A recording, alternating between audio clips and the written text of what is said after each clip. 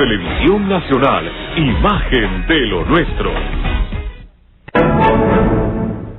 Yo he dicho más de una vez que en los últimos 50 años se han producido 5 grandes escaladas mundiales. No, la primera, como le decía el doctor Cáceres en el intermedio, ha sido la de la superpoblación, ¿no? La llamada explosión demográfica. Después vino la escalada de la violencia desatada en los años 70, luego la violencia juvenil, infantil, ¿no?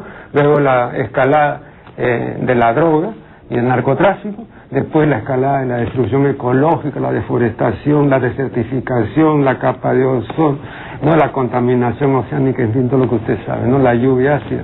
Y por último, lo que acá el año pasado comunicó la OMS, ¿no es cierto?, el aumento general de todas las enfermedades, ¿no?, tanto orgánicas cuanto psíquicas, ¿no? Es mucho, es una goleada, 5-0 es mucho. Entonces yo no veo, es una especie que no puede contrarrestar, es decir, no tiene, digamos, ahí un depósito, digamos, no, un respaldo para, por lo menos, si no, pues anular o, no, por lo menos morigerar, ¿no?, atenuar. Claro, pero esa es la cadena. Y usted muy bien ha citado el primer eslabón en la explosión demográfica, pero todo lo demás es consecuencia de eso. La explosión demográfica, sin duda, va a traer un enfrentamiento del uno al otro, porque todos sabemos que necesitamos un territorio, ¿no? Ay, hasta así es el instinto de territorialidad. 14 metros cuadrados. Tengo que orinar mi territorio.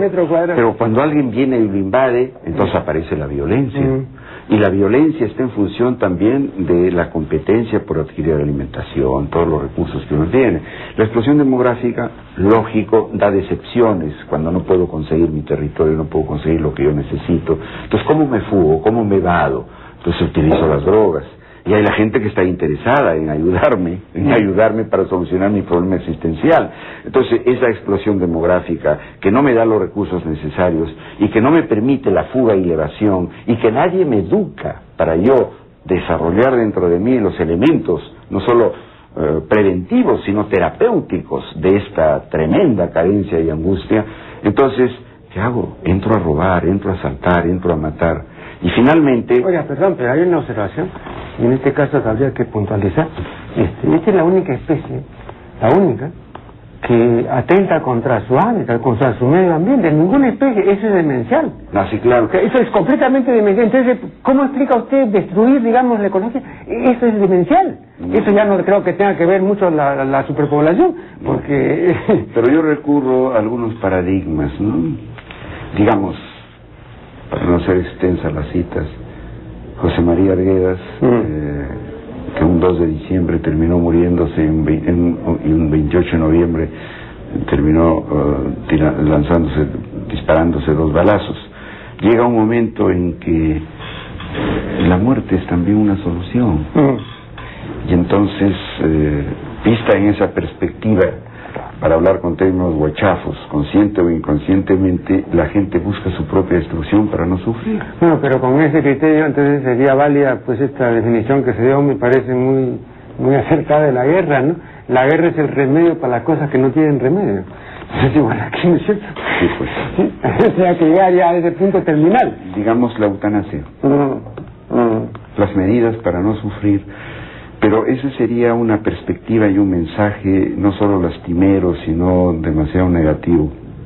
No, pero perdón, como yo cité este pasaje de su libro, entonces a mí me pareció muy realista, porque creo que es inobjetable, y veo también, como nos lo ha demostrado la escuela etológica, las limitaciones muy precisas de esta especie. Por ejemplo, usted mencionaba la violencia, digamos, cuando hablaba de territorio, pero estos nos han demostrado, y muy bien, que hay algo anterior a eso, y es el recelo con respecto a los extraños, el rechazo del extraño, y no es aprendido, porque se ha podido comprobar en niños sordomudos y ciegos. Por el olor, saben que alguien hay, no, y recelan y se ponen en un rincón. Pues así justifica el nacionalismo, el patriotismo, todo. Pero se entiende que el cerebro humano se ha desarrollado en tal dimensión que ha formado los lóbulos prefrontales, que son característica única de los seres humanos, que nos permitirían controlar esas situaciones. Pero ¿quién le educa el lóbulo prefrontal? No, pero además tenemos también las Los cerebros arcaicos. Por eso, ¿qué gobernante está suficientemente culto para decir mi política educativa en el periodo, como dicen ahora los gobernantes, como si de ellos fuera, de mi gobierno, precisa que hay que desarrollar estas estructuras que van a ser la proactividad, el autocontrol, las dimensiones futurológicas? Mi actuar de hoy tiene estas repercusiones. Esa educación no existe. No. Por lo tanto, estamos utilizando esas estructuras arcaicas de autodefensa, de autoaniquilamiento, etcétera, tiene una ventaja, sobre todo el neocórtex, ¿no? Tiene una gran ventaja, la velocidad. Sí. Imagínese usted, un cerebro emocional tiene una velocidad pues que no puede tener la razón y el análisis, que es una facultades muy lentas, ¿no? Sí. Bien, aquí el doctor Cáceres, en la página 56, dice que la vocación parental, dice, yo estoy seguro que existe, decir, está presente, pero no en todas las personas. Y he ahí lo delicado del asunto. ¿Podría desarrollar el punto? Sí, yo pienso que hay una serie de disposiciones de carácter moral que nos han puesto en un solo saco a todos. Tú tienes que casarte, tú tienes que tener hijos, tú tienes que ser monógamo, tú tienes que practicar el acto coital solo para tener hijos, tienes que ir a misa los domingos, tienes que comulgar y confesarte, etcétera, etcétera, en un solo molde a todos. Bueno, si queremos utilizar las diferencias, no en esa extensión a la que usted se ha referido, en la que cada quien quiere hacer lo que da la gana, tenemos que señalar que hay personas y personas, y que hay individuos con una buena vocación para tener hijos y hay otros que no la tienen. Entonces hay que respetarlos. Hay gente que quiere tener pues una vida homosexual, la otra heterosexual, etcétera, etcétera. Entonces la ciencia puede ayudarnos a hacer una especie de taxonomía y cada uno de nosotros será pues un lineo que diga esta es tal planta, esta es tal planta, esta es tal planta, respetemos como es. Ahora hay un afán de respetar las culturas, ¿no? Hay que respetar la cultura para que tengan sus propios niveles de vida y por supuesto se adapten a los demás. Pero hay que respetar su lengua, su religión, sus tradiciones. Pero de los individuos, ¿qué? Entonces, hay personas que tienen vocación para ser padres. Algunos para tener familias extensas, otras para tener un solo hijo. Esto creo que es un producto de la democracia, ese respeto.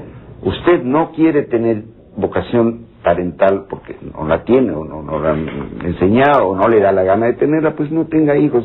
No fastidie a la humanidad teniendo hijos que no puede educarlos. Y por otro lado hay gente que no tiene vocación de pareja tampoco. Yo recuerdo, y usted también sin duda, que Lorenzo Escardó y Eva Giberti en la Argentina, allá por los años 60, desarrollaron una escuela para padres. ¿Qué ha sido de eso? ¿Ha tenido un desenvolvimiento ulterior? Desgraciadamente se ha sesgado, como muchas otras cosas, en el interés crematístico. Y en nuestro medio existió también la educación familiar que la señora Santolaya creó y que después de su muerte desapareció. Hoy en el Ministerio de Educación, como desapareció la educación llamada física, o sea la educación para el deporte, que hay hoy actualmente se ha vuelto a reinstalar, tremendamente primitiva, como la educación cívica, el niño en la salud, se acordará usted que nos enseñaba, desapareció la educación familiar, pero la señora Irene Silva Santolaya, cívica, claro, ya no hay pues, ni educación militar. Entonces la educación física igual desapareció, y la educación familiar, que tenía como objetivo formar profesores expertos en eso, tenía poco educación sexual. Pero evidentemente la necesidad actual de una educación sexual y familiar es imperativa. Ahora resulta que ¿quiénes hacen educación sexual? Gente improvisada, negociante, comerciante, que le hace creer que la maca, cuyo nombre es al revés para mucha gente, que la maca es buena para las disfunciones de todo orden. Está proliferándose. Entonces ahora sí que es muy cierto lo que ya había dicho Toffler, ¿no? Que el hecho de ser padre es el mayor lujo del aficionado, ¿no? Así es. Y debería haber padres profesionales. Pero mire, ¿qué es crear una vida? Es imitar a los dioses. Solo los dioses crean la vida. Eso no puede estar en manos de un improvisado. Por otro